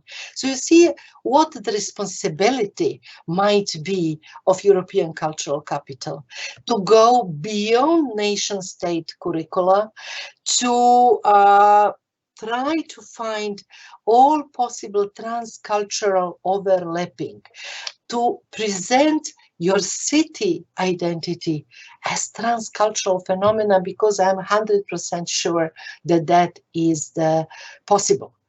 We don't have time much to speak. Yes? Just to give you a small view about it. Yeah. Okay, so now I have to conclude quickly. Yes. So I will go quickly to the few European narratives we are going to skip. Pan-European memory. I think I would like to address this participatory, documentary, interactive and immersive arts that absolutely has to be departure point for the development of the concepts, because those artists that want to deal with population, that want to make their performances as devised performances, that want to make their monuments, such as Jochen Gertz, the 2,146 stones monument against racism that he did in Saarbrücken with his students, with population in Canterbury,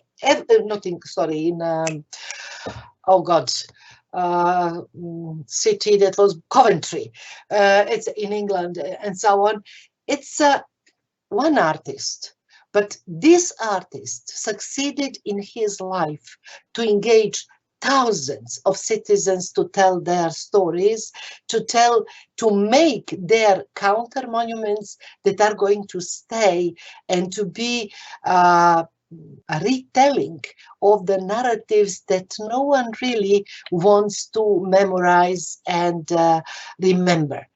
And to finish with this example of the Novi Sad positive and negative sides, because they have both, they tried to make two maps of the city that are very risky. One is women's map of Novi Sad, feminist counter public. Of course, I could make only one picture because only one woman you might know, but not necessarily, the wife of Albert Einstein, the mother of his children. But this map, of course, nothing means to you, but that's a map of stereotypes, ethnic, urban, social class, all urban settlements, stereotypes, and so on. And that was very brave map. You are competing for European cultural capital. You want to represent the best you have, but now you want to show the worst of what you have, that there is no ethics and culture of care for those who came in the city, that there is no ethics and culture of hospitality, and no ethics and culture of solidarity. And with this, I would like to finish my expose, that European cultural capital has to be an excellent platform for a development of new ethics in a cultural work, asking and questioning colonization and decolonization and responsibility and so on, questioning the institutional system. Can this institutional system develop much better culture of hospitality and offer to new residents that might not yet be citizens to integrate their civic imagination, their cultural competencies, and their literacy in their programs, in activities, and so on. So with I would say I would finish with the words empathy for the less fortunate, and solidarity should be, for me, the key ethical basis of cultural operators who want to define a new types of European cultural capital concepts. Thank you. Thank you, Milena. Maybe some questions. I hear myself or some feedback of myself. Please, Vince, give me a sign if it's an issue. Otherwise, I just continue. Maybe I think it's better right now. Yes, Milena, thank you very much. A number of points that that you've brought forward are, let's say, an extension of what Trevor already put us on the plate, really a developmental approach, an integrated approach. As an element that you stressed a little bit more is really let's try and find out what this European dimension could mean. Huh? So this is something which you add as a perspective, but maybe let's expand on that. You also seem a bit critical about what's to be expected also in the current policy framework and all other policy framework of what it should mean. So it's also a plea that we should explore it in a new way and also be a little bit critical there about what European frameworks put forward. Absolutely, because I think in both historical and the present situation, we have, when you read books from 80s, from Jean-Marie Domenach, Edgar Morin about Europe, and etc., it's very much underlined this, let's say, common past, Christianity, and certain, I would say, values that are related to the post-Second World War Europe, such as human rights and multi-party system, etc. But everything which was conceptualized in the certain moment on the Western European territory. Today, European Union texts, proposals, I think I have shown partially that, are even a little bit forget all those old-fashioned discourses, and they are now using new economic discourses, even speaking about arts and culture. They speak about job creation, about economic development, and at the end, usually, at the end of this agenda comes the issue of social integration, but as a kind of palliative, as a kind of, do also a little workshops so that those people who are not that happy in the new labor circumstances, migrant circumstances, and so on, can find some pleasure in art and culture. So I don't think that Europe of today has really developed new theories what European identity is, exactly because the awful conflictual issues are usually avoided to be debated. There is a certain policies of forgetting, policy of memories. When I say that, the very banal, not to take examples from Eastern Europe, but let's say Greek Civil War. Has anyone in Europe today, including in Greece, what does that mean? Spanish Civil War is a little bit more, I would say, memorized due to international brigades, and because it was kind of an introduction in the European fascism and so on. So the Europe doesn't feel that guilty that this war was lost for the fascist side, because Europe was occupied also. So it was kind of happening. But when it comes to some other situations, there is a lot of things to be explored. And sometimes you might say it has nothing to do with us, it has all to do with Europe, because different European forces participated, even my country participated on a negative side, just to receive credits from France and UK. If I can maybe bring this back to this ECOC framework, do you have, from your experience, any interesting good practice examples that can really connect local urgencies to an interesting narrative about European history and future? But there was anti-fascist narrative in Rijeka, but that was for the opening, and was really very important European anti-fascist narrative that is today disappearing from the public scene as such. But Unfortunately, this narrative provoked quite a lot of divisions, not in local community, but in Croatia. So local community, city of Rijeka, is anti-fascist city, voting for this kind of forces in society, but other parts of country that are voting for the other, let's say, more populist parties and so on, they found that scandalous, that the opening of the Rijeka was a labor class opera, because it was not only anti-fascist narrative, it was also a narrative about silenced and disappeared working class. Because like in Ruhr had this narrative, cultural capital of disappeared miners, disappeared working class, but it was with the money that Germany has, it could be musealized, it can be oral history and so on. Unfortunately, it didn't went beyond the Ruhr. So it stayed like a local specificity, although it's pan-European phenomena.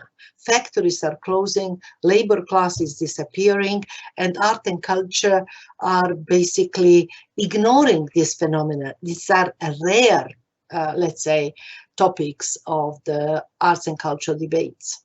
Yeah, but if I hear a number of points you make indicate that if we think about giving this European dimension or idea or narrative an interesting space, you mostly talk about inclusivity and integrating a diversity of perspectives, European or international perspectives, which are certainly also, as we pointed out in the intro, Ghent is a very diverse city, so it's maybe something to explore very locally also what this international or European dimension can mean by working inclusively. Yeah? What I found, let's say, more or less not well done in the important cities of Western Europe that host migrant community is this, how they call them, translocal population, giving them chance to present mostly through their cuisine and their folklore. So not through their arts and not through their competence. So Turks in Brussels, they have festivities and people might come to the concerts of this Turkish music or whirling dervish or whatever, but no one will consider his Turkish neighbor that he is coming from the same country that has, I don't know, Orhan Pamuk, for example, and innovative cultural institutions such as Museum of Innocence and so on. This part of knowledge, this population is even deprived of this part of knowledge by themselves because their, let's say, local associations and so on, they put, I know because I was researching that in Vienna and in Berlin for Yugoslavian and Serbian population. It's mostly about folklore and music and ethno music, and that's it. Like there is no other cultural heritage. So those migrant population is perceived as a population who is still on the level of folkloric expressions, not having arts and culture that can enter in dialogue with local artists. To link this to the news that we just received about the shortlisting of Ghent for the youth capital. Diversity is indeed a thing of the past, but it's also very much a thing of the future. And one possible approach to really embracing it could be also linking to the youth. We indicated in the intro that Ghent is really a young city, a lot of diversity. It's going to have this focus on being youth capital on the short term. Maybe it's also an opportunity to explore this diversity by really focusing not only on our memory, but also on the youth. And there is something I would like to say when it is youth capital. Make a little research survey. I saw the survey in Berlin, in Amsterdam, about inclusion of the children of minorities in the gymnasium, in high schools. Very small percentage. Most of them is going to dual education, to practitioner school and so on.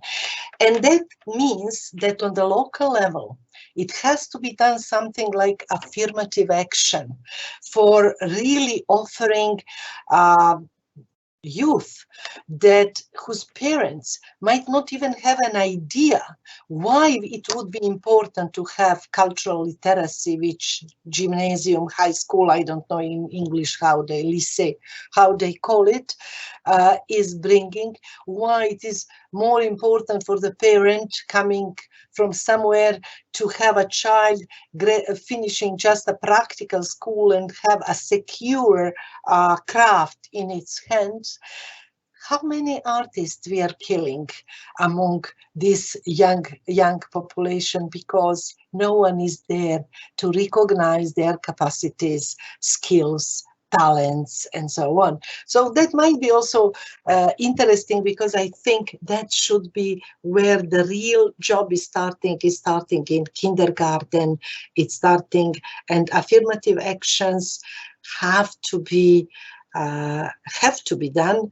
Otherwise, the social stratification is going to perpetuate, and the cultural discrepancy in this social stratification is going to be bigger and bigger, because if the child would be only influenced by what is spoken as values at home, and nothing to challenge through artworks and so on, it's going to make different groups of society to continue to stay as different groups of society. Okay, that can be a good starting point.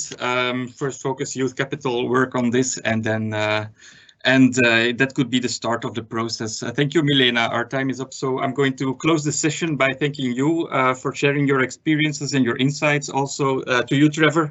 Conclusion of the message you both gave us is that indeed, if you want to make a strong bid book, that's easy, but the challenging thing will be this setting out this developmental process that you both had a plea on, to really look for the urgency within the city, within the cultural field, but also broader, and also link this urgency to an international level, to the European dimension, and take a 20-year stretch there even. It's not about the title, it's about doing this project, which is urgently needed, and trying to define that in the first space. So this is the challenge that you gave to us, and now we will need to make this happen.